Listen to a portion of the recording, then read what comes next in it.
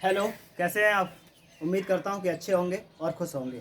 तो आज की इस वीडियो में हम बात करने वाले हैं कार्बनिक रसायन का एक महत्वपूर्ण टॉपिक है ईथर। तो आज हम बात करेंगे ईथरों के बारे में कि ईथर क्या होते हैं, ईथरों से परिचय करते हैं। ठीक है, तो हमारा जो कंटेंट रहेगा आज का वो क्या रहेगा इस वीडियो का, इसमें हम बात करने वाले हैं ईथरों की। और ईथर के अंतर्गत हमारा सबसे पहले हम जानेंगे ईथरों का परिचय करेंगे कि ईथर होते क्या है। फिर इसके बाद हम उनका नामकरण देखेंगे कि ईथरों का नामकरण कैसे किया जाता है। ठीक है, तो पहले हम परिचय में क्या जान लेंगे कि ईथर होते क्या हैं, कैसे यौगिकों को हम ईथर कहते हैं। और फिर इसके बाद हम क्या जानेंगे, नामकरण जानेंगे कि इनका नामकरण कैसे होता है, आईयूपीएसी नाम क्या होता है और साधारण नाम क्या होता है। और फिर इसके बाद हम जानेंगे समावयवता। क्या जानेंगे, समावयवता, कि इनमें समावयवता कैसी होती है वो मैं आपको तभी समझाऊंगा। फिर इसके बाद अब ईथरों के सामान्य बनाने की विधियां वगैरह का वर्णन नहीं किया जाता, बल्कि ईथर का एक मुख्य ईथर है जिसे हम डाईएथिल ईथर कहते हैं। क्या कहते हैं, डाईएथिल ईथर कहते हैं। और यही डाईएथिल ईथर जो होता है इसी को हम क्या है इसमें पढ़ने वाले हैं। ठीक है, तो क्या पढ़ेंगे हम इसमें, डाईएथिल ईथर पढ़ेंगे। और फिर डाईएथिल ईथर के अंतर्गत हम क्या है उसके बनाने की विधि और रासायनिक गुणधर्म इन पर क्या है चर्चा करने वाले हैं। तो ये हमारा कंटेंट रहेगा। ईथर का सामान्य परिचय होगा, नामकरण होगा और समावयवता होगी। और फिर ईथर का एक मुख्य कंटेंट है, मुख्य कंपाउंड है डाईएथिल ईथर, जो कि काफी ज्यादा महत्वपूर्ण है, जिसको एथिल ईथर भी कहते हैं। तो इसके बनाने की विधियां और क्या होगा इसके रासायनिक गुणधर्म की बात करेंगे। ठीक है, तो चलिए हम बात करते हैं सबसे पहले कि ईथर क्या होते हैं। ईथर क्या होते हैं, देखो बहुत सारे यौगिक हमने अब तक आपके लिए पढ़ाए हैं, जैसे कि जिनमें क्या होता है OH होता है, वे क्या होते हैं, एल्कोहल होते हैं। जिनमें क्या लगा होता है, OH समूह लगा होता है, वो एल्कोहल होते हैं। ठीक है, वैसे ही बताया मैंने कि जिनमें अगर क्या लगा होता है, कोई हेलोजन परमाणु लगा होता है एल्किल समूह से, वो क्या होते हैं, एल्किल हैलाइड होते हैं। ऐसे ऐसे करके मैंने आपके लिए बताया है। तो सेम टू सेम यहाँ पर क्या है, अब ईथर की बात करते हैं, परिचय की बात करते हैं ईथरों की। तो ROR डैश, यानी कि R single bond R dash. ठीक है, ROR डैश सूत्र वाले जो यौगिक होते हैं वे क्या कहलाते हैं, ईथर कहलाते हैं। यानी कि ईथरों का जो सूत्र है, ईथरों का जो प्रदर्शन है वो कैसा होता है, वो इस तरीके से होता है। किस तरीके से होता है, ROR डैश, यानी कि इसमें क्या होते हैं, दो एल्किल समूह है, एक है R और एक कौन सा है, R डैश। ठीक है, एल्किल समूह है ये। और एल्किल समूह आप जानते हैं क्या होता है, CH3 होता है, C2H5 होता है, C3H7 होता है। ऐसे ऐसे करके क्या है ये एल्किल समूह होते हैं। तो यहाँ पर दो एल्किल समूह है, एक R होता है और एक क्या होता है, R डैश होता है। और इन दोनों में से क्या है, या तो ये दोनों क्या हो सकते हैं, समान हो सकते हैं, या फिर क्या हो सकते हैं, असमान भी हो सकते हैं। इस बात की कोई गारंटी नहीं है। ये जरूरी नहीं है कि दोनों R जो है वो अलग अलग हो, या फिर क्या हो, दोनों R समान हो। ठीक है, वो समान हो भी सकते हैं और नहीं भी हो सकते हैं, इस बात की इसमें कोई बाउंडेशन नहीं दी गई है।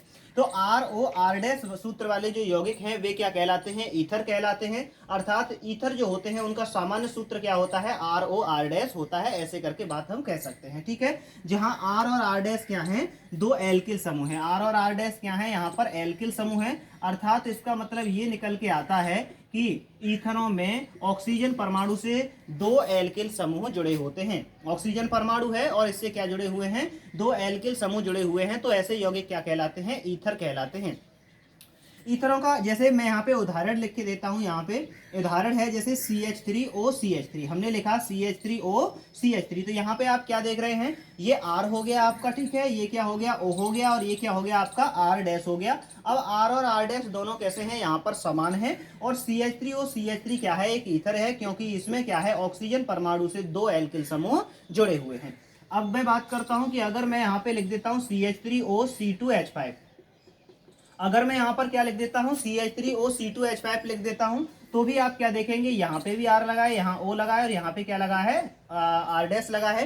यानी ऑक्सीजन परमाणु से दो एल्किल समूह लगे हुए हैं। एक एल्किल समूह क्या है, CH3 है, और एक एल्किल समूह क्या है, C2H5 है। और यहाँ पर क्या है, ये दोनों एल्किल समूह अलग अलग हैं, लेकिन ये है क्या, ईथर है, क्योंकि ऑक्सीजन परमाणु से जहां पर दो एल्किल समूह जुड़े हों इस तरीके से, तो आप क्या कहेंगे कि ये यौगिक क्या कहलाते हैं, ईथर कहलाते हैं। ठीक है, ईथर समझ गए आप क्या होते हैं।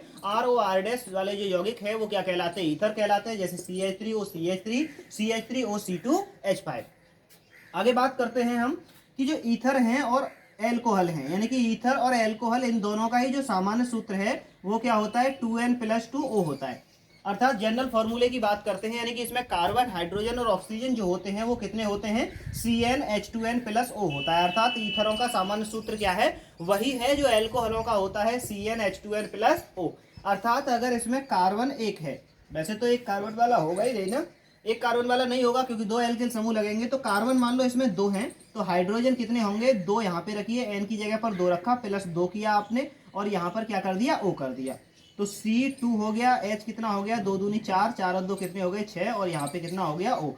तो अगर कार्बन मान लीजिए N बराबर आपने दो रख दिया, तो यहाँ पर क्या सूत्र बनेगा, C2H6O। यहाँ पे देखो, एक कार्बन, दो कार्बन, कितने कार्बन हो गए, दो कार्बन हो गए, और हाइड्रोजन तीन और तीन कितने हो गए, छह, तो क्या हो गया, C2 दो कार्बन और H6, और क्या है इसमें, O है। तो इसका मतलब है कि ये जो यौगिक है इनमें क्या है, इनका जो जनरल सूत्र होता है वो क्या होता है, CnH2n+2 होता है। तो यहाँ पर आपको याद रखना है, RO वाले ईथर होते हैं, इनमें R एल्किल समूह है। ये समान भी हो सकते हैं और कैसे भी हो सकते हैं, असमान भी हो सकते हैं, इसमें ऐसी कोई बड़ी बात नहीं है। उदाहरण है यहाँ पे CH3OCH3 और CH3OC2H5, ठीक है। नामकरण अभी मैं बताऊंगा, तब आप क्या है इनके नाम ले सकते हैं। वैसे इसको डाई मैथिल ईथर कहते हैं और इसको एथिल मैथिल ईथर कहते हैं, ओके। इसे डाई मैथिल ईथर और इसको एथिल मैथिल ईथर कहते हैं, कोई दिक्कत नहीं लेना है। इनका जनरल फॉर्मूला जो है CnH2n+2O होता है, ओके। ये क्या होते हैं, ईथर होते हैं, ठीक है। अब आगे हम बात करते हैं कि ईथर जो होते हैं वो बनते कैसे हैं। अगर हम बात करें तो ईथरों में, ईथर क्या होते हैं, अगर मान लीजिए दो हमारे पास एल्कोहल हैं, हमारे पास क्या है, दो एल्कोहल हैं, ठीक है, क्या है, दो एल्कोहल, और अगर दो एल्कोहलों में से एक जल का अणु बाहर निकल जाता है, दो एल्कोहल और उसमें से क्या बाहर निकल जाता है, एक जल का अणु बाहर निकल जाता है, तो उसको हम क्या कहते हैं, तो उसको हम क्या कहते हैं, यानी कि हमको क्या प्राप्त होता है, ईथर प्राप्त होता है। तो क्या प्राप्त होगा, ईथर। जैसे अगर मैंने लिखा यहाँ पे C2H5OH, मैं क्या लिख रहा हूँ यहाँ पे, C2H5OH, ये क्या है, एथिल एल्कोहल है, ये क्या है, एथिल एल्कोहल, और एथिल एल्कोहल है, और मैं दोबारा से एथिल एल्कोहल लिख रहा हूं, यानी कि दो एल्कोहल लिखने हैं आपको, दो यानी कि एल्कोहल के दो अणु हैं, कितने अणु हैं, एल्कोहल के दो अणु हैं, और दो अणुओं में से एक जल का अणु बाहर निकलना है, तो क्या मिलेगा आपको, ईथर मिलेगा। तो मैं यहाँ पे लिख देता हूँ C2H5, और जरा इसको उल्टा करके लिखता हूँ। वैसे एथिल एल्कोहल का सूत्र C2H5OH होता है ना, क्या होता है, C2H5OH। अब मैं इसको इधर लाके लिख रहा हूँ, ठीक है, तो दिक्कत नहीं लेना है, क्या है, मैं HO लिख देता हूँ। अभी तो C2H5OH ही लिखा हुआ है ना, ये वही लिखा हुआ है। ये इसलिए लिखा है ताकि हम यहां से लेकर के इतना बॉन्ड, कितना बॉन्ड, इतना हिस्सा क्या है, बाहर दिखा रहे हैं। एक H दो H हो गए, और ये क्या हो गया, O, तो कितना हो गया, H2 हो गया, यानी H2 और क्या हो गया, O। ये O क्या हो जाता है, अलग हो जाता है। तो अर्थात इसका मतलब ये निकल के आया, फिर बचेगा क्या, C2H5, और ये वाला O है, और क्या हो जाएगा, C2H5 हो जाएगा, और इसमें से क्या है, जल बाहर निकल जाएगा। क्या बाहर निकल जाता है, इसमें से जल बाहर निकल जाता है, कोई दिक्कत तो नहीं ना। C2H5OH प्लस HOC2H5, और तीर का निशान लगाया, C2H5O C2H5, और प्लस क्या हो गया, जल।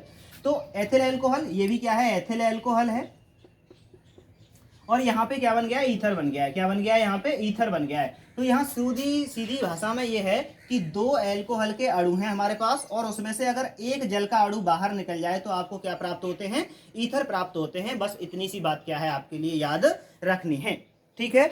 आप इसे इतना याद रख पाएंगे, ठीक है। चलिए फिर आगे हम बात करते हैं। अब ईथर समझ में आ रहा है ना आपके।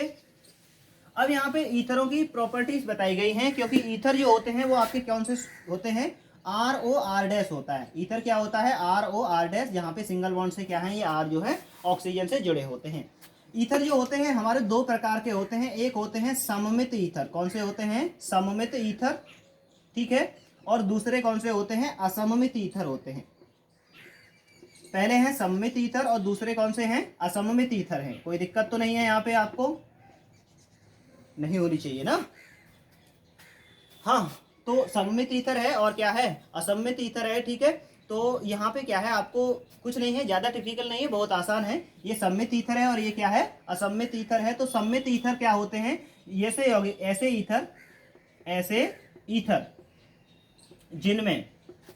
ईथर जिनमें दोनों एल्किल समूह समान होते हैं, जिनमें दोनों एल्किल समूह समान होते हैं, ठीक है। अब सममित ईथर क्या होते हैं? ऐसे ईथर जिनमें दोनों एल्किल समूह क्या होते हैं? समान होते हैं, अर्थात जिनमें R और R डैश कैसे होते हैं? एक जैसे होते हैं। R कॉमा R डैश कैसे हैं? दोनों समान हैं, एक जैसे ही हैं, तो इनको हम क्या कहते हैं? सममित ईथर कहते हैं, अर्थात R और R डैश एक ही एल्किल समूह हैं, तो फिर क्या कहेंगे आप? इसे सममित ईथर कहते हैं, या फिर इनको हम क्या कहते हैं? सरल ईथर भी कहते हैं। इनका दूसरा नाम क्या होता है? सरल ईथर भी होता है। जैसे मैं लिख देता हूं यहाँ पे CH3OCH3, तो यहाँ पे आप देखिए कि ROR डैश होता है, तो R और R डैश दोनों कैसे हैं? एक जैसे हैं। ROR डैश से कंपैरिजन करें इसका, तो आप क्या पाएंगे कि R का मान और R डैश का मान क्या है? बिल्कुल एक जैसा है। तो CH3OCH3 क्या है? एक यहाँ पर कैसा है? सममित ईथर है। नेक्स्ट आगे बात करते हैं C2H5O C2H5। C2H5O क्या होता है? यहाँ पे देखो ये R है और ये क्या है? O, और ये क्या है? R डैश है, और यहाँ पर भी आप पा रहे हैं कि R और R डैश दोनों कैसे हैं? एक जैसे हैं। तो ये हो गया डाईमेथिल ईथर, ये हो गया डाईएथिल ईथर। ठीक है, दोनों में कोई दिक्कत नहीं है। कैसे कह दिया मैंने? इसमें मैथिल दो मैथिल है, दो मैथिल के लिए क्या कहते हैं? डाईमेथिल कहते हैं। ओके, और यहाँ पे क्या है? C2H5, तो यहाँ पे क्या हो गया आपका? ये दो एथिल हो गए, इसलिए डाईएथिल ईथर। दोनों में R के मान जो है वो क्या है? एक जैसे हैं, दोनों एल्किल समूह समान हैं, इसलिए कैसे ईथर है? ये सममित ईथर है। अब बात करते हैं असममित ईथर की, कि असममित ईथर क्या होते हैं? तो असममित ईथर क्या होते हैं? जिनमें दोनों एल्किल समूह, जिनमें क्या होते हैं? दोनों एल्किल समूह, जिनमें दोनों एल्किल समूह अलग अलग होते हैं। कैसे होते हैं? अलग अलग होते हैं, एक जैसे नहीं होते जी। दोनों एल्किल समूह क्या होते हैं? एक जैसे नहीं होते हैं। दोनों एल्किल समूह कैसे पाए जाएंगे? अलग अलग पाए जाएंगे, जिसमें यानी कि R व R डैश दोनों कैसे हैं? अलग अलग हैं, असमान हैं, भिन्न प्रकार के हैं। कैसे हैं? असमान हैं, और कैसे हैं? भिन्न प्रकार के हैं। तो आप क्या कहेंगे? ये कैसा ईथर है? असममित ईथर है, या फिर इसको क्या कहते हैं? हम मिश्रित ईथर भी कहते हैं। क्या कहा जाता है इसको? मिश्रित ईथर भी कहा जाता है। ओके, तो आप क्या कह सकते हैं यहाँ पे से? मिश्रित ईथर। जैसे अगर मैं लिख देता हूँ CH3, मैंने लिखा CH3O C2H5, यहाँ पे आप क्या देख रहे हैं? कंपैरिजन करो ROR डैश से। किससे कंपैरिजन कर रहे हैं आप? ROR डैश से कंपैरिजन करो। तो ROR डैश से कंपैरिजन करेंगे तो आप क्या पाएंगे कि R और R डैश दोनों कैसे हैं? ये भिन्न भिन्न हैं, दोनों ही कैसे हैं? अलग अलग हैं या नहीं है? एक R का मान CH3 है और एक दूसरा R क्या है? C2H5 है। दोनों ही अलग अलग हैं, इसलिए कैसे हैं? ये असममित ईथर है। दूसरा, अगर मैं आपसे कहूँ CH3O C3H7, तो ये भी क्या है? अलग अलग है ना। इसमें इधर क्या है? CH3 है, उधर क्या है? C3H7 है। दोनों एल्किल समूह कैसे हैं? अलग हैं, इसलिए ये वाले ईथर कैसे हो गए जी आपके? ये ईथर होते हैं मिश्रित ईथर या असममित ईथर। तो दोनों ईथरों में सममित ईथर वे होते हैं जिनमें R और R डैश दोनों समान हैं, और जिनमें R और R डैश दोनों असमान हैं, भिन्न भिन्न हैं, तो ऐसे ईथरों को हम क्या कहते हैं? असममित ईथर कहते हैं। You understand? चलिए बात करते हैं कि ईथरों का जो नाम है वो किस तरीके से रखा जाता है। दो तरीके के नाम होते हैं ना। दो तरीके के नाम कौन कौन से होते हैं? एक होते हैं साधारण नाम, दूसरे कौन से होते हैं? IUPAC नाम होते हैं। ठीक है, तो मैं आपको पहले बताता हूँ साधारण नाम। तो इनके जो साधारण नाम होते हैं वो क्या होते हैं? इनके साधारण नाम कैसे रखे जाते हैं? साधारण नाम होते हैं एल्किल समूह के नाम लिखिएगा। आप क्या करिएगा? एल्किल समूह का नाम लिखना है आपको। ठीक है, और उसके शब्द के पीछे क्या जोड़ देना है? आपको ईथर शब्द जोड़ देना है। यानी अगर आपको जो ईथर है उसका अगर आपको साधारण नाम लिखना है तो आपको क्या करना होगा? सिर्फ और सिर्फ आपके लिए क्या है? पहले एल्किल समूह का नाम लिखिएगा, दोनों एल्किल समूहों का नाम लिख के, और उसके बाद क्या कर दीजिएगा? उसमें ईथर शब्द जोड़ दीजिएगा। दो बातें यहाँ पे याद रखना जरूरी है कि अगर मान लीजिए कि इसमें अगर दो समान प्रकार के क्या लगे हुए हैं, इसमें वो लगे हुए हैं एल्किल समूह लगे हुए हैं, तो आप क्या कर देंगे? डाई कर देंगे। वहां पर क्या कर देंगे? डाई कर देंगे। और अगर मान लीजिए कि दो अलग अलग प्रकार के क्रियात्मक समूह वो एल्किल समूह लगे हुए हैं, तो फिर आप क्या समझेंगे? तो फिर वहां पर आपके लिए क्या करना है? वहां पर उनको अंग्रेजी वर्णमाला के क्रम के अनुसार लिखना है, कि जो अक्षर अंग्रेजी वर्णमाला में पहले आता है उसका नाम पहले लिख देंगे, और फिर उसके बाद दूसरे का नाम, और एल्किल समूह का नाम लिखने के पश्चात आप उसमें क्या जोड़ देंगे? पीछे ईथर शब्द जोड़ देते हैं, तो उसके क्या बन के तैयार हो जाते हैं? साधारण नाम बन के तैयार हो जाते हैं। एल्किल समूह का नाम लिखना है आपको दोनों का, और फिर इसके बाद क्या करना है आपके लिए, ईथर शब्द जोड़ना है, तो उसके साधारण नाम बन जाते हैं। ओके, तो आओ नाम लिखते हैं। ठीक है, तो यहाँ पर अब यहाँ पे बताइए मुझे, CH3O CH3 लिखा हुआ है, दोनों ही क्या है, समान एल्किल समूह है, तो इसका मतलब क्या हो गया, ये क्या हो गया, डाई हो गया। क्या हो गया, डाई। अब इसमें CH3 को क्या कहते हैं, मैथिल कहते हैं ना, क्या कहते हैं, मैथिल। तो ये नाम हो गया आपका डाई मैथिल। अब एल्किल समूह का नाम हो गया, और पीछे क्या जोड़ देते हैं आप, ईथर शब्द जोड़ देते हैं, तो क्या हो गया इसका नाम, डाई मैथिल ईथर। अब दूसरे नंबर पे आ जाओ, यहाँ पे देखो पहले में CH3 लग रहा है, दूसरे नंबर पे क्या लग रहा है, C2H5 लग रहा है, तो इसका मतलब ये है पहला मैथिल है, दूसरा क्या है, एथिल। अब देखो मैथिल को MTHYL लिखते हैं और एथिल को ETHYL लिखते हैं। ये क्या लिखा जाता है, मिथाइल लिखा जाता है, और ये क्या लिखा जाता है, इथाइल लिखा जाता है। तो मिथाइल की वजह से क्या है इसको, यानी कि एम को बाद में लिखेंगे और इथाइल वाले को पहले लिखेंगे। तो पहले लिखा जाएगा इसमें क्या, एथिल, पहले क्या लिखा जाएगा, एथिल, और फिर उसके बाद दूसरा क्या है इसमें, मैथिल। एक है एथिल, दूसरा क्या है इसमें, मैथिल। तो ये हो गया आपका एथिल मैथिल ईथर। क्या क्या हो गया जी आपका, ये हो गया आपका एथिल मैथिल ईथर, यानी क्रियात्मक इसमें जो सॉरी ये एल्किल समूह जो लगे हुए हैं उनके पीछे क्या है, आपको ईथर शब्द जोड़ना है। नीचे वाले में आओ, इसमें आप क्या पा रहे हैं, C2H5O C2H5 लिख रहा है, तो C2H5O C2H5 इसका मतलब क्या हो गया, ये हो गया आपका डाई एथिल। क्या हो गया ये आपका, डाई एथिल, और डाई एथिल के बाद क्या लगा देंगे आप, ईथर शब्द लगा देंगे। क्या लगा देंगे, डाई एथिल ईथर। सही है, क्या लगा देते हैं यहाँ पे, डाई एथिल ईथर लगा देते हैं। फिर इसके बाद CH3O CH2 CH2 CH3, ये नीचे वाला आ गया। यहाँ देखो जिसको क्या कहेंगे, CH3 वाले को मैथिल कहेंगे। इस वाले में देखो 1 2 3 कार्बन, 3 कार्बन का मतलब प्रोपेल हो गया। क्या हो गया ये, प्रोपेल। सही है, और यहाँ पे जो प्रोपेल है वो क्या है, सीधी श्रृंखला में है, एक से ही जुड़ा है, इसलिए एन लगाते हैं आगे। जैसे एल्कोहलों में किया था हमने, एन लगाते थे प्राथमिक पे, और हम क्या करते थे, आइसो लगाते थे द्वितीयक पे, है ना, ऐसे करके क्या है, जहाँ प्राथमिक है वहाँ एन लगा देते हैं। तो ये क्या है, सीधी श्रृंखला है, इसलिए एन लगा देंगे। तो क्या लिखें, एन लिखें। ये प्रोपेल है, ये क्या है, मैथिल है, तो एम पहले आता है, तो क्या हो गया, और सुनो सॉरी, हाँ ठीक है चलो, एन एन हो गया, और यहाँ पे हमने क्या कर दिया, मैथिल, क्या कर दिया हमने यहाँ पे, Maithil propel ether, Maithil propel ether. Okay, यहाँ पे क्या, CH3O CH2 CH2 CH3, ये हो गया मैथिल प्रोपेल ईथर। ओके, यहाँ पे मैथिल है और ये क्या है, प्रोपेल है, और पीछे क्या लगाना, ईथर। यहाँ पे आ जाओ, यहाँ पे थोड़ा सा डिस्टरबेंस है, आपको समझना चाहिए। क्या समझना चाहिए कि यहाँ पे लिखा है CH3O और फिर यहाँ पे लिखा हुआ है CH, और उससे क्या जुड़े हुए हैं, 2 CH3 ऐसे करके लगाए हुए हैं, यानी कि CH3 का क्या कर रहा हूँ मैं यहाँ पे, होल टू एज किया हुआ है। जब होल टू एज किया है तो इसका मतलब इससे CH3 2 लग रहे हैं। अब किसी भी कार्बन से अगर CH3 2 लग रहे होते हैं और उससे क्या जुड़ा हुआ है, O जुड़ा हुआ है, तो ये वाला कार्बन जो है कौन सा है, 2 डिग्री कार्बन है, अर्थात क्या है, ये द्वितीय कार्बन है। और द्वितीय कार्बन होने के कारण आप इसके आगे क्या लगाते हैं, आइसो लगाते हैं। क्या लगाते हैं, आइसो लगाते हैं ना। चलिए आइसो लगा देते हैं, तो क्या लगाएंगे आप, लिखेंगे यहाँ पर आइसो, क्या लिखेंगे, आइसो, और आइसो प्रोपेल लिखेंगे। क्या लिखेंगे, आइसो प्रोपेल, क्योंकि इसमें कितने कार्बन, 1 और 2 की वजह से 2 और 1 कितने, 3 कार्बन हो गए, 1 2 3, तो आइसो प्रोपेल हो गया इसका नाम, और इसका नाम क्या हो जाएगा, मैथिल। तो आइसो प्रोपेल मैथिल ईथर, तो नाम क्या हो गया इसका, आइसोप्रोपेल मैथिल ईथर। तो इस तरीके से क्या है, इनके साधारण नाम तो लिख देंगे ना। अब लिख पाएंगे आप कैसे, इसमें क्या करना होगा, आपको एल्किल समूह का नाम लिखना है, और पीछे क्या लिखना होगा आपको, इसमें ईथर शब्द जोड़ना होगा, तो आप क्या पाएंगे कि इसके नाम जो है बन जाते हैं। ओके, हाँ। अब बात आती है इनके IUPAC नाम क्या होते हैं। इनके IUPAC नाम जो होता है वो होता है एल्कॉक्सी, क्या होता है, एल्कॉक्सी एल्केन।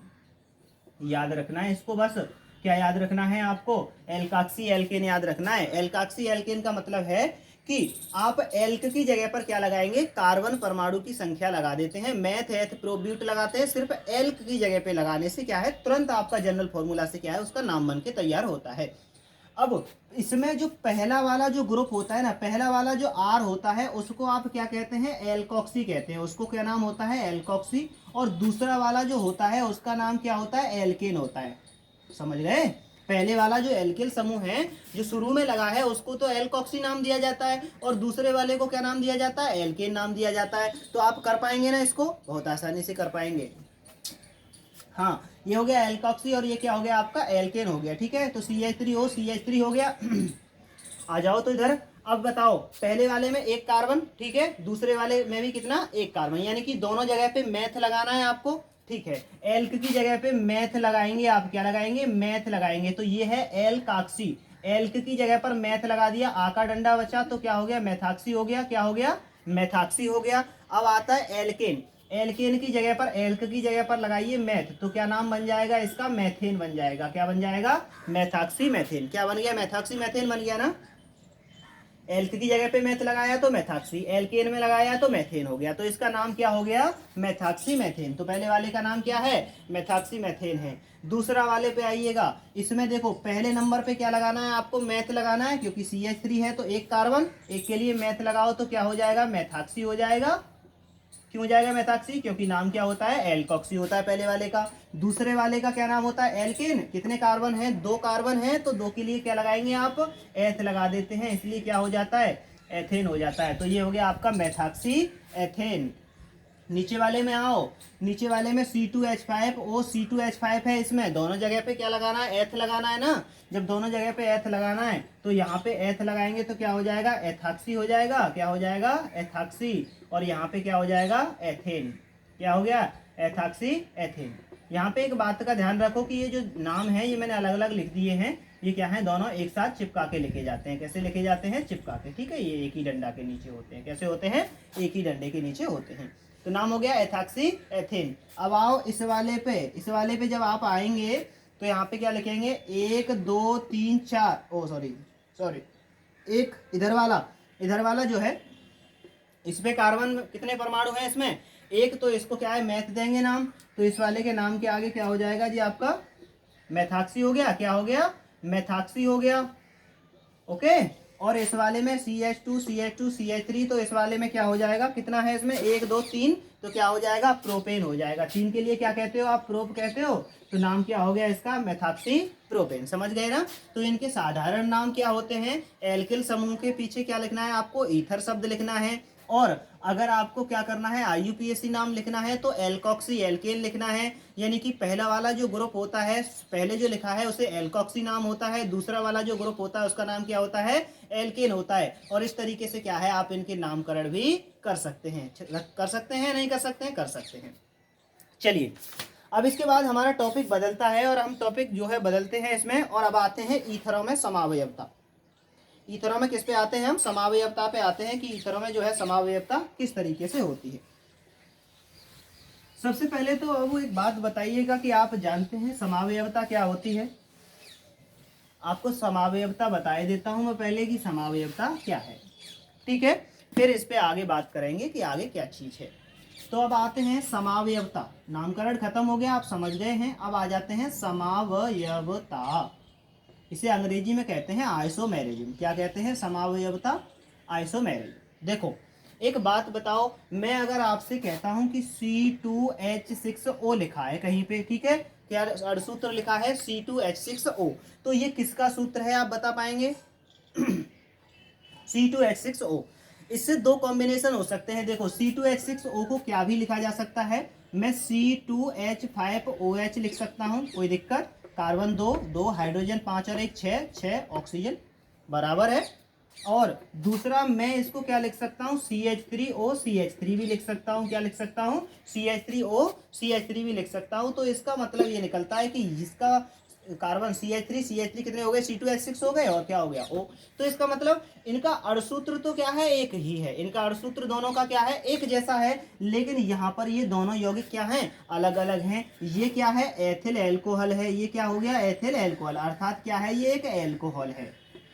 ये क्या है, एथिल एल्कोहल। और ये क्या है, एक ईथर है। ये क्या हो गया आपका, एक ईथर, जो कि क्या है, डाईमेथिल ईथर। क्या नाम है इसका, डाईएथिल, और sorry sorry sorry dimethyl ether, है ना, का नाम है डाईमेथिल ईथर हो गया। क्या हो गया, डाईमेथिल ईथर।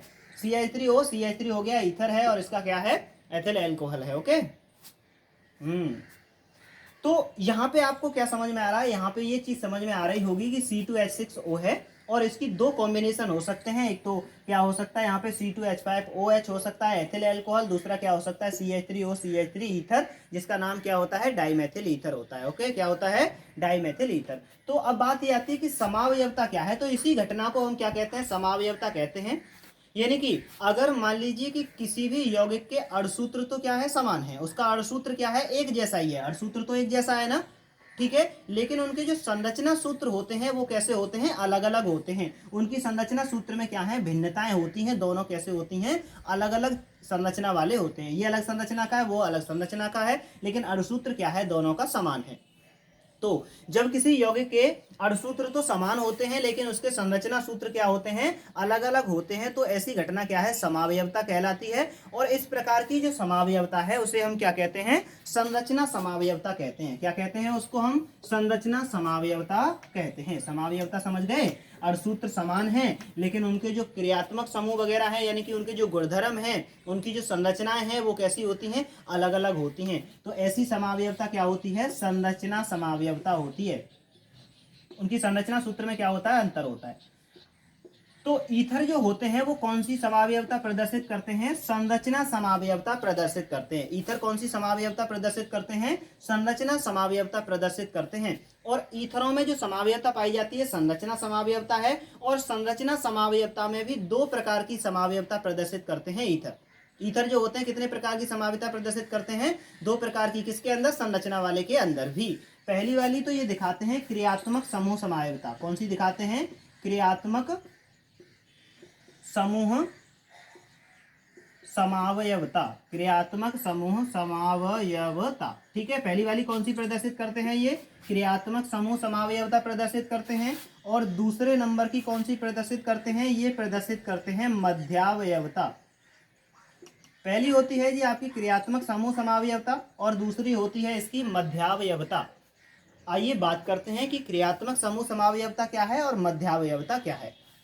देखो, जो ईथर होते हैं, कौन होते हैं, ईथर और कौन, एल्कोहल। यानी ईथर जो है वो क्या है, एल्कोहलों के साथ। कौन से एल्कोहलों के साथ, मोनोहाइड्रिक जो एल्कोहल हैं, कौन से हैं, मोनोहाइड्रिक और प्राथमिक जो एल्कोहल हैं उनके साथ क्या करते हैं, क्रियात्मक समूह की समावयवता प्रदर्शित करते हैं।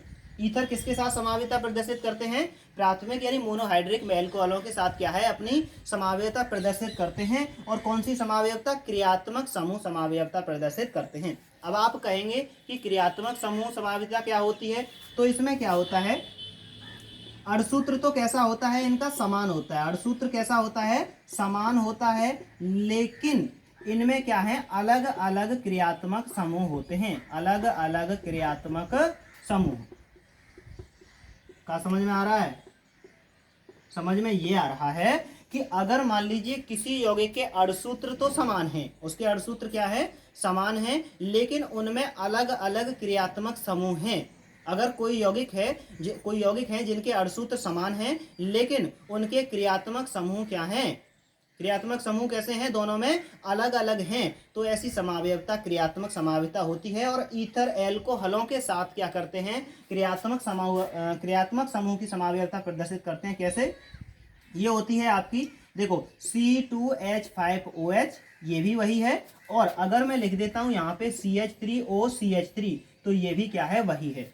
C2H5OH लिखा, ये भी वही है। CH3OCH3 लिखा, ये भी क्या है, वही है। तो इसका मतलब ये निकल के आता है, क्या निकल के आता है, कि इसमें तो देखो कौन सा समूह है, OH समूह है, और इसमें कौन सा समूह है, ईथर वाला समूह है, O वाला। ठीक है, तो यहाँ पर ये क्या है, एल्कोहल हैं, ये क्या है, एल्कोहल हैं, और वो क्या हो जाते हैं, ईथर हो जाते हैं। वो क्या हो जाते हैं, ईथर। यानी कि दोनों में क्रियात्मक समूह अलग अलग हैं लेकिन अणुसूत्र एक जैसे हैं। तो कैसी समावयवता प्रदर्शित करते हैं, ये क्रियात्मक समावयवता।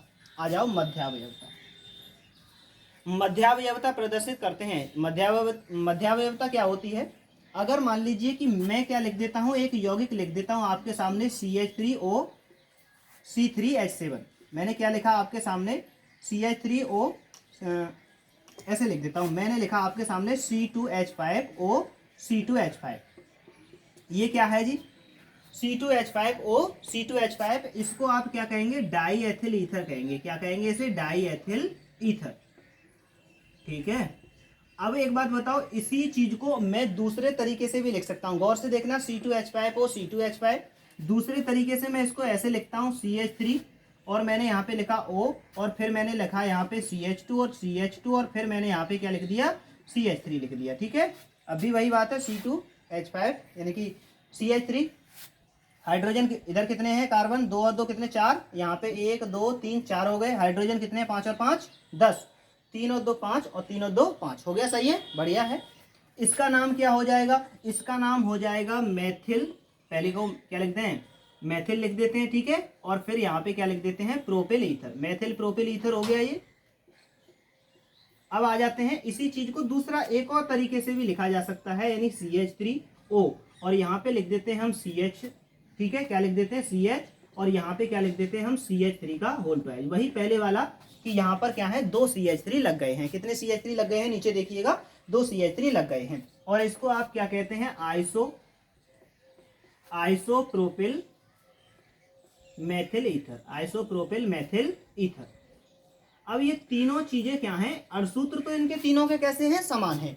तीनों में देखिएगा एक ही अणुसूत्र है, C2H5O C2H5। ठीक है, यानी कि C4H10 और कितना O, एक ही सूत्र है इनका। लेकिन इनमें क्या है, 3 कॉम्बिनेशन बन चुके हैं, 3 तरीके से क्या है इसे लिखा जा सकता है, 3 यौगिक बन गए। तो ये वाली जो समावयवता है, ये कौन सी होती है, मध्यावयवता कहलाती है। मध्यावयवता को आप कैसे लिखेंगे, जब किसी ईथर में उसमें लगने वाले एल्किल समूह भिन्न भिन्न होते हैं। इनमें क्या होता है, इन ईथरों में जो एल्किल समूह है वो कैसे हैं, अलग अलग लिखे हुए हैं, भिन्न भिन्न लिखे हुए हैं। इसलिए इनको क्या कहते हैं हम, यहाँ पर हम क्या कहते हैं, ये मध्यावयवता प्रदर्शित कर रहे हैं। अर्थात ये ईथरों में उसमें लगने वाले एल्किल समूह कैसे हैं, अलग अलग होते हैं, तो उनको हम क्या कहते हैं, मध्यावयवता कहते हैं। ओके, तो ये 2 प्रकार की क्रियात्मक, एक तो क्रियात्मक और एक कौन सी, मध्यावयवता। मध्यावयवता में सिर्फ और सिर्फ क्या होता है, ईथरों में जो एल्किल समूह जुड़े होते हैं वो कैसे होते हैं, भिन्न भिन्न होते हैं, और इसी को हम मध्यावयवता कहते हैं। और ऐसी घटनाएं क्या है, समावयवता कहलाती हैं। समझ गए ना। ओके, अब ईथर तो आप समझ गए ना कि ईथर क्या होते हैं। ईथरों के आप बारे में परिचय जान चुके हैं, नामकरण जान चुके हैं, इनकी समावयवता प्रकार भी क्या है आप जान चुके हैं। अब ईथरों को बनाने की वैसी विधियां नहीं दी गई है जैसी क्या है एल्कोहलों की दी गई हैं। यहाँ पर ईथर का एक मुख्य कंपाउंड है जिसे हम डाई एथिल ईथर कहते हैं। क्या कहते हैं, डाई एथिल ईथर कहते हैं, और वही क्या है आपके लिए पढ़ना है। ठीक है, तो हम यहाँ पर आपका जो टॉपिक है वो हो रहेगा अब डाई एथिल ईथर की। डाई एथिल ईथर क्या होते हैं, क्या होते हैं, डाई एथिल ईथर। और अब जो डाई एथिल ईथर हैं इनको समझने का प्रयास करते हैं कि जो डाई एथिल ईथर हैं ये क्या है, यानी कि एक ही कंपाउंड है। ये क्या है, एक ही कंपाउंड है, और इसके बनाने की विधियां पढ़ेंगे आप, और क्या पढ़ेंगे, वहां पर इसके रासायनिक गुणधर्म पढ़ेंगे। तो पेपर में क्या है, ये भी मोस्टली कई बार पूछा जाता है, कहा जाता है कि डाई एथिल ईथर बनाने की विधियां बताइए, या डाई एथिल ईथर को प्रयोगशाला में कैसे बनाते हैं, कैसे बनाया जाता है, और इसके साथ क्या है रासायनिक अभिक्रियाएं बताओ, ऐसा कहा जाता है। तो मुख्य कंपाउंड है हमारा डाई एथिल ईथर, जिसको क्या है सामान्यतः हम एथिल ईथर भी कहते हैं। इसको बनाने की विधि की बात करते हैं। तो अब आप ध्यान रखिएगा कि आपका टॉपिक क्या है, डाई एथिल ईथर। क्या रहेगा, डाई एथिल ईथर रहेगा। चलिए शुरू करते हैं। तो अब बात ये आती है, डाई एथिल ईथर जो होता है ये होता क्या है, अणुसूत्र देखते हैं इसका। अब आप भी बता सकते हैं अणुसूत्र मुझे कि अणुसूत्र क्या होता है। अणुसूत्र हो गया C2H5O C2H5, यानी कि क्या है इसमें 2 क्या लगे हुए हैं, इसमें एथिल लगे हुए हैं, और क्या था ये ईथर था। तो अणुसूत्र हो गया इसका C2H5O C2H5। ओके, हाँ। अब आ जाती है बनाने की विधियां, यानी कि बनाने की विधि की ये कैसे करके बनता है। डाई एथिल ईथर जो होता है कैसे करके बनाया जाएगा, किस तरीके से इसको हम क्या करते हैं, बनाते हैं। तो बनाने की विधि पर आते हैं। बनाने की विधि में सबसे पहली विधि है विलियमसन संश्लेषण। ये एक अभिक्रिया है जिसका नाम क्या होता है, विलियमसन संश्लेषण। तो हम क्या कर सकते हैं, इसको विलियमसन संश्लेषण द्वारा भी बना सकते हैं। किसके द्वारा बना सकते हैं, विलियमसन संश्लेषण द्वारा इसका निर्माण किया जा सकता है या किया जाता है। तो विलियमसन संश्लेषण द्वारा, विलियमसन संश्लेषण पर टिप्पणी कीजिए। विलियमसन संश्लेषण अभिक्रिया क्या है, या फिर विलियमसन संश्लेषण द्वारा ईथर कैसे बनाए जा सकते हैं। ऐसे बहुत सारे प्रश्न होते हैं जिनका जवाब क्या है, हम इस अभिक्रिया से दे सकते हैं। तो विलियमसन संश्लेषण अभिक्रिया क्या है, ये विलियमसन संश्लेषण अभिक्रिया है कि हम यहाँ पे सोडियम एथॉक्साइड को, किसको, सोडियम एथॉक्साइड है, क्या है हमारे पास सोडियम एथॉक्साइड। और अगर हम सोडियम एथॉक्साइड को किसके साथ गर्म कर देते हैं, एल्किल हैलाइड के साथ गर्म कर देते हैं, हमारे पास क्या है, एल्किल हैलाइड, तो आपको क्या प्राप्त होते हैं, ईथर प्राप्त होता है। क्या प्राप्त होगा जी, आपको ईथर प्राप्त होगा। तो विलियमसन संश्लेषण क्या है, इसको याद रखने के लिए, लिखने के लिए क्या करना है, तो यहाँ पे आप ऐसा करके लिख सकते हैं इसे बना के कि सोडियम एथॉक्साइड को एल्किल हैलाइड के साथ गर्म करने पर ईथर प्राप्त होता है, और इसी अभिक्रिया के लिए हम विलियमसन संश्लेषण अभिक्रिया कहते हैं। सोडियम एथॉक्साइड को एल्किल हैलाइड के साथ गर्म करने पर ईथर प्राप्त होता है, अभिकृत कराने पर ईथर प्राप्त होता है, और इसी अभिक्रिया को हम क्या कहते हैं, विलियमसन संश्लेषण अभिक्रिया कहते हैं। और ऐसा लिख देंगे। फिर उसकी रिएक्शन आपको याद करनी है। सोडियम एथॉक्साइड C2H5 क्या है, C2H5, और यहाँ पे आपने लिखा OH, ठीक है। तो ये विलियमसन संश्लेषण था। अब यहाँ पे C2H5OH लिखा, C2H5ON, ये होता है सोडियम एथॉक्साइड। ये क्या हो गया, आपका सोडियम एथॉक्साइड हो गया, ठीक है। अब एल्किल हैलाइड की जगह पर क्या है, आप क्या लेंगे, यहाँ पे डाई एथिल ईथर बना रहे हैं ना, तो एथिल आयोडाइड ले लेते हैं। क्या ले लेते हैं यहाँ पे, एथिल आयोडाइड, यानी C2H5I, यानी कि आपको तो भाई C2H5 ही लाना है ना दोनों जगह पे, यहाँ पे भी C2H5, यहाँ पे भी C2H5, ठीक है। वो जनरल अभिक्रिया के लिए बताया है। सोडियम एथॉक्साइड एल्किल हैलाइड हो गया आपका C2H5I, ठीक है। और जब इन दोनों की अभिक्रिया कराई जाएगी तो इधर सुनो, ये Na जो है किसके साथ है, इस I के साथ जुड़ के NaI बना लेगा। क्या बना लेगा, NaI, और C2H5O, और ये वाला जो C2H5 है, ये दोनों कॉम्बिनेट हो जाएंगे, क्या बना देंगे, ईथर बना देंगे। C2H5O और क्या बनेगा, C2H5 बनेगा, और यहाँ पर क्या है, NaI इसमें से अलग हो जाएगा। ये बन गया आपका डाई एथिल ईथर। क्या बन जाएगा, डाई एथिल ईथर। कोई दिक्कत है किसी को, डाई एथिल ईथर। और ये क्या है आपका, सोडियम एथॉक्साइड, क्या है, सोडियम एथॉक्साइड है, और ये क्या है आपका, एथिल आयोडाइड है, ये है एथिल आयोडाइड। ओके, समझ गए ना। और इसी अभिक्रिया को क्या है, विलियमसन संश्लेषण कहते हैं। तो इसका मतलब विलियमसन संश्लेषण द्वारा क्या है, हम डाई एथिल ईथर को बना सकते हैं। और इस तरीके से क्या है, आप ये रिएक्शन भी याद कर लेंगे, और इसे बनाने की विधि भी क्या है, आप याद कर पाएंगे, ठीक है। आइएगा, अब दूसरी विधि देखते हैं कि दूसरी विधि द्वारा जो है इसका निर्माण कैसे किया जा सकता है। सुनो तो फिर, दूसरी विधि है एथिल एल्कोहल की वाष्प को, दूसरी विधि जो है वो है एथिल एल्कोहल की वाष्प को, एथिल एल्कोहल है आपके पास, ठीक है, एथिल एल्कोहल की वाष्प को उच्च ताप व उच्च दाब पर, किस पर, उच्च ताप व उच्च दाब पर, Al2O3, एल्यूमिना कहते हैं इसको, क्या कहते हैं, Al2O3 पर प्रवाहित करने पर, प्रवाहित करने पर, करने पर डाई एथिल ईथर प्राप्त होता है, डाई एथिल ईथर प्राप्त होता है, ठीक है।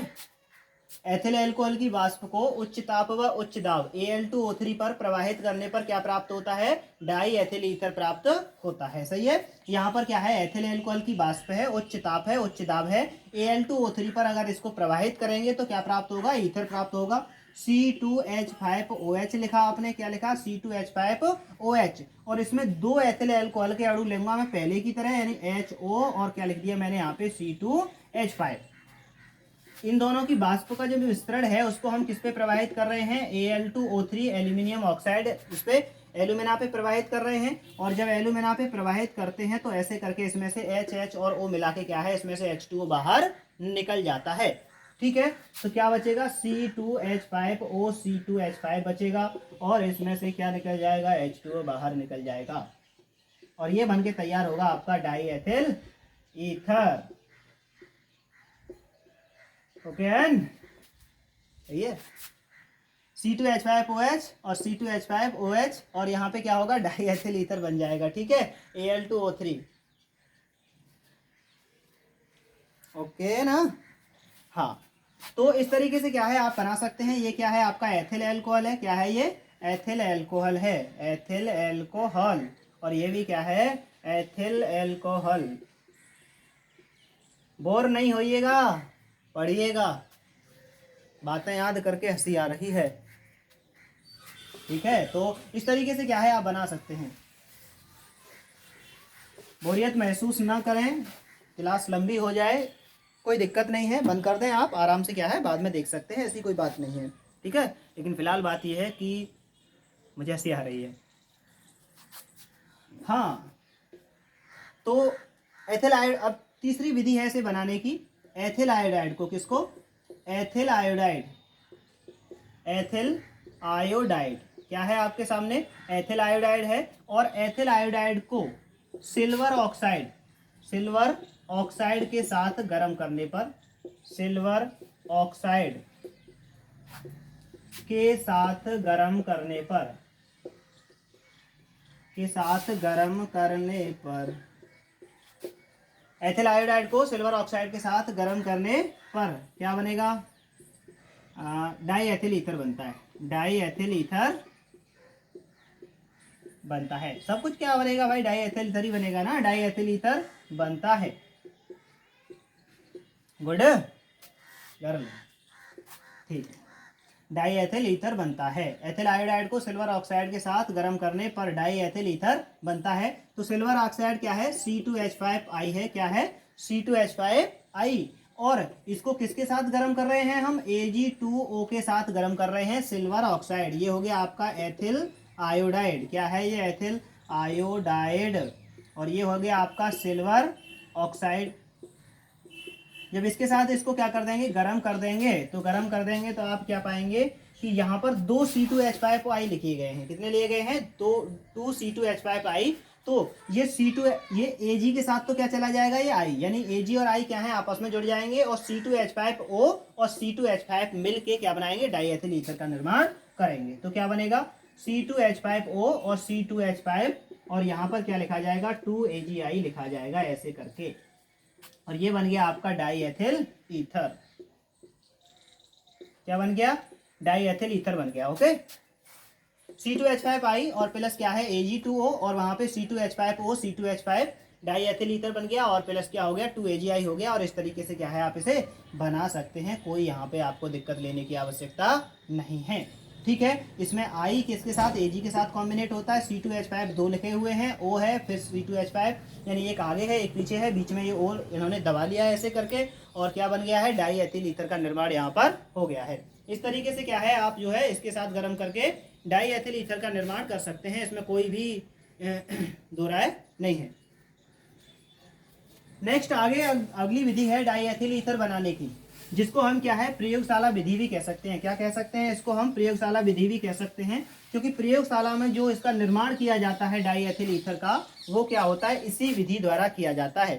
कौन सी विधि है वो विधि है नंबर चौथी विधि है, जिसे हम क्या कह सकते हैं, प्रयोगशाला विधि भी कह सकते हैं, क्योंकि प्रयोगशाला में निर्माण करेंगे तो आप किसके द्वारा करेंगे, इसी के द्वारा करेंगे। तो ये हो गया आपका प्रयोगशाला विधि। प्रयोगशाला विधि में क्या होता है, एथिल एल्कोहल की अधिकता, एथिल एल्कोहल के आधिक्य को, यानी कि एथिल एल्कोहल के आधिक्य का मतलब ये हो गया कि एथिल एल्कोहल जो है वो क्या है, अधिक मात्रा में है। तो एथिल एल्कोहल के आधिक्य को सांद्र सल्फ्यूरिक अम्ल के साथ, सांद्र सल्फ्यूरिक अम्ल के साथ, अम्ल के साथ 140 डिग्री सेंटीग्रेड पर, 140 डिग्री सेंटीग्रेड पर गर्म करने पर डाईएथिल ईथर प्राप्त होता है, डाईएथिल ईथर प्राप्त होता है। समझ में आ रहा ना। एथिल अल्कोहल के आधिक्य को सांद्र सल्फ्यूरिक अम्ल के साथ 140 डिग्री सेंटीग्रेड पर गर्म करने पर क्या प्राप्त होगा, आपको डाईएथिल ईथर प्राप्त होता है, अर्थात C2H5OH है। और अगर इसको हम गर्म करते हैं किसके साथ, H2SO4 के साथ, टेम्परेचर यहाँ पे ध्यान रखना चाहिए 140 डिग्री सेंटीग्रेड ही रहे, क्योंकि अगर ऐसा नहीं हुआ तो यहाँ पर क्या होगा, यहाँ पर एल्कीन यानी कि एथिलीन बनने की संभावना है, अगर टेम्परेचर इससे ज़्यादा हुआ तो। एथिल एल्कोहल है, ये क्या है, एथिल एल्कोहल। एथिल एल्कोहल ज़्यादा मात्रा में होना चाहिए, कैसा होना चाहिए, अधिक मात्रा में, तो आधिक्य में होना चाहिए, किसमें होना चाहिए, अधिक मात्रा में होना चाहिए। C2H5OH है प्लस क्या है H2SO4 है, 140 डिग्री सेंटीग्रेड टेम्परेचर रहेगा। और यहाँ पर क्या होगा C2H5O C2H5 बनेगा, ओ सॉरी ये C2H5HSO4 बनेगा। क्या बनेगा C2H5HSO4। यानी ये अभिक्रिया जो है वो 2 स्टेप में पूरी होती है। पहली बात तो C2H5OH है प्लस H2SO4 है, तो क्या होगा C2H5HSO4 होगा। इसे कहते हैं एथिल हाइड्रोजन सल्फेट। क्या बनेगा एथिल हाइड्रोजन सल्फेट। और इसमें से क्या हो जाता है H2O बाहर निकल जाता है। आप जानते हैं जो सल्फ्यूरिक अम्ल है वो निर्जलीकरण का काम करता है, तो C2H5HSO4 यानी H2 और O ये दोनों मिलके क्या है वहां से बाहर निकल गए और बचा हुआ कॉम्बिनेट हो जाता है बात C2H5HSO4 में। अब जो C2H5HSO4 है इसे क्या कहते हैं आप एथिल हाइड्रोजन सल्फेट। ये पुनः किससे अभिक्रिया करता है H2SO4 से अभिक्रिया करता है। पुनः किससे अभिक्रिया करेगा H2SO4 से, कितने पर 140 डिग्री सेंटीग्रेड पर। तो क्या बनाएगा, तो ये आपको बनाएगा C2H5O C2H5 बनाएगा और इसमें से क्या है H2SO4 बाहर निकल जाता है। इसमें सल्फ्यूरिक अम्ल क्या है अलग हो जाता है और यहां पर क्या बनता है डाई एथिल ईथर बनता है। क्या बनता है डाई एथिल ईथर। कोई दिक्कत तो नहीं ना। और ये क्या है आपका एथिल हाइड्रोजन सल्फेट है। क्या है एथिल हाइड्रोजन सल्फेट। ठीक है ना।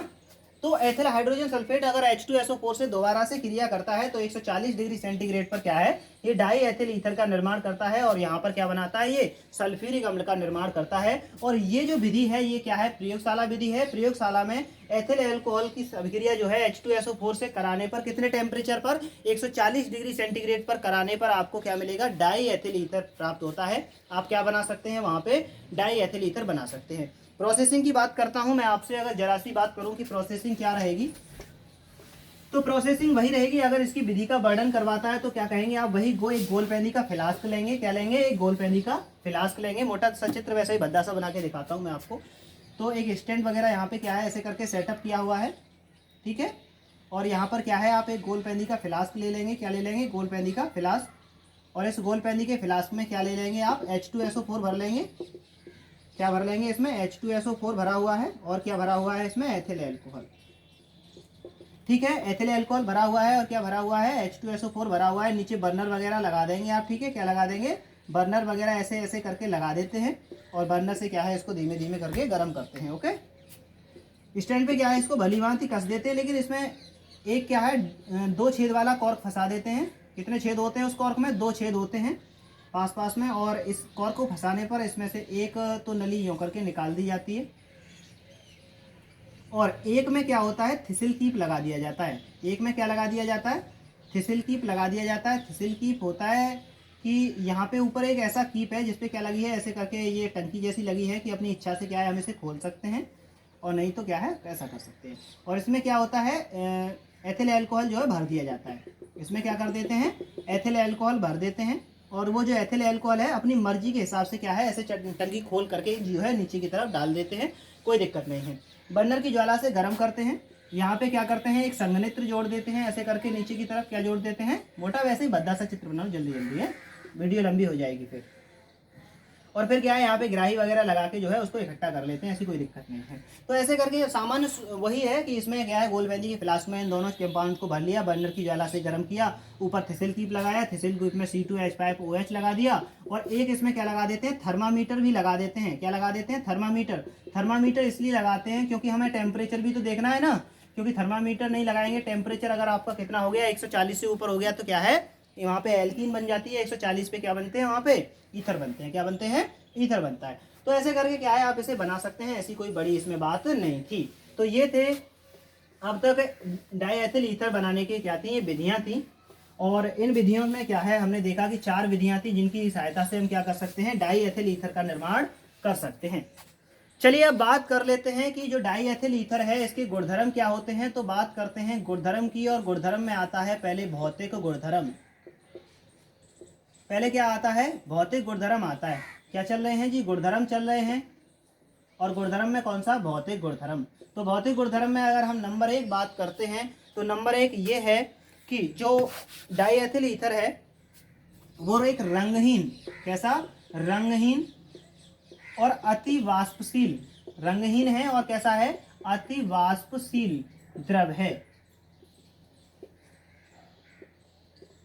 रंग तो होता नहीं है इसमें, क्या होता है, रंग तो इसमें होता नहीं है, ठीक है। कैसा होता है, रंगहीन होता है, अति वाष्पशील द्रव होता है। वाष्पशील का मतलब होता है कि अगर इसको खुला छोड़ दोगे तो इसमें से वाष्प उठती है। आप महसूस करना, कभी पेट्रोल जो होता है अगर उसे खुले में रख दें धूप वगैरह में तो क्या है, उसमें से जो पेट्रोल है वो अपने आप ही उड़ने लगती है। तो यहाँ पे वैसे ही सेम टू सेम क्या है, ईथर भी ऐसा ही है। अगर खुले में रख दोगे तो इसमें से इसके जो अणु हैं वो क्या है, वायुमंडल में यूं ही उड़ने लगते हैं। जो इसका टेम्परेचर है तो वाष्प बन के उठने लगती है। तो ये कैसा है, वाष्पशील है और इसलिए इसकी वाष्प बन जाती है। इसलिए अगर ये कहीं पर हाथ वगैरह पे गिर जाए ना तो कैसा लगता है, बहुत ज़्यादा ठंडा लगता है। क्यों ठंडा लगता है, क्योंकि वो वाष्प बनने के लिए क्या करता है, हमारे हाथ से ही जो है ऊर्जा को ले लेता है। इसलिए कैसा महसूस होता है, उसे ठंडा महसूस होता है हमें। तो कैसा होता है, ये काफी वाष्पशील है, इसमें से बहुत तेज वाष्प उठती है और इसकी क्या होती है, हल्की मीठी गंध होती है। हल्की कैसी होती है, मीठी मीठी सी गंध होती है, हल्की मीठी सी गंध होती है, ठीक है। अगर आप इसे सूंघेंगे तो सूंघने पर क्या है, इसमें हल्की मीठी सी गंध आती है, ठीक है। लेकिन आप इसे सूंघना नहीं है, ठीक है।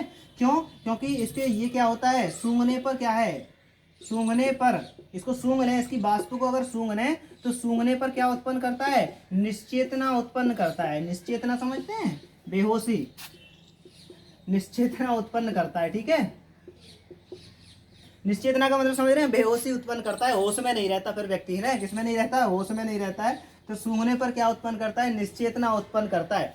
तो किसी को भी सुंघा सकते हैं इसको ना, किसी को भी सुंघा दो और उसे क्या कर सकते हैं, हम बेहोश कर सकते हैं इसकी वाष्प से। फिर क्या है, उसे होश नहीं रहता है, बेहोश हो जाता है। इसलिए इसका उपयोग किस काम में कर सकते हैं, इसके लिए इसका उपयोग जो है वो शल्य चिकित्सा में किया जाता है। किसमें किया जाता है, शल्य चिकित्सा। शल्य चिकित्सा हम समझते हैं आप, शल्य चिकित्सा जो होती है वो होता है ऑपरेशन, चीर फाड़ जो होती है शरीर की, उसी को क्या कहते हैं, हम शल्य चिकित्सा कहते हैं। तो सूंघने पर निश्चेतना उत्पन्न करता है, इसलिए इसका उपयोग कहाँ पे किया जाता है, शल्य चिकित्सा में किया जाता है।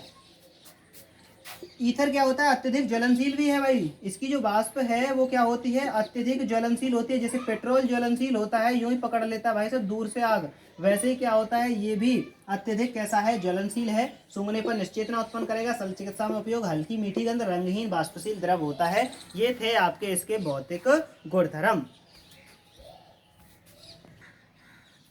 चलिए अब बात करते हैं कि जो डाईएथिल ईथर है इसके रासायनिक गुणधर्म क्या हैं।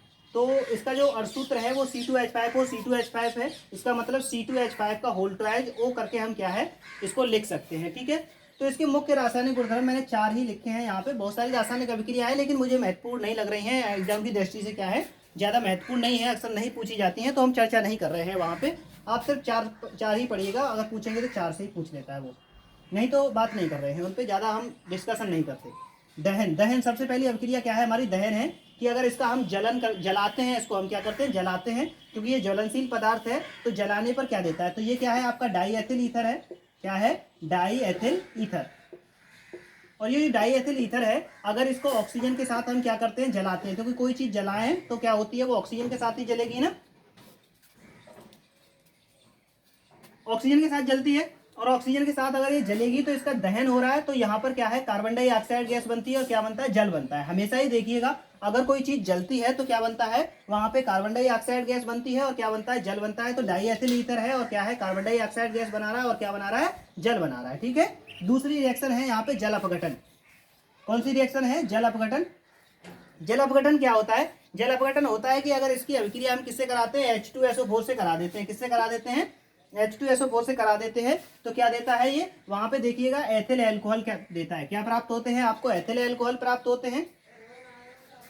तीसरी अभिक्रिया है PCl5 से क्रिया। अगर इसकी अभिक्रिया हम किससे कराते हैं, PCl5 से कराते हैं, C2H5 का होल ट्वाइज O और PCl5 से कराएं तो क्या बनता है, C2H5Cl बनता है और POCl3 फास्फोरिल क्लोराइड बन जाता है, ठीक है। आपको याद करना है, इसमें कुछ नहीं है, समझने समझाने के लिए ऐसा कोई खास विवरण नहीं दे रहा हूं मैं यहाँ पे, नहीं तो लॉन्ग हो जाएगी वीडियो काफी। फिर आ जाता है एसिटिक क्लोराइड से अभिक्रिया।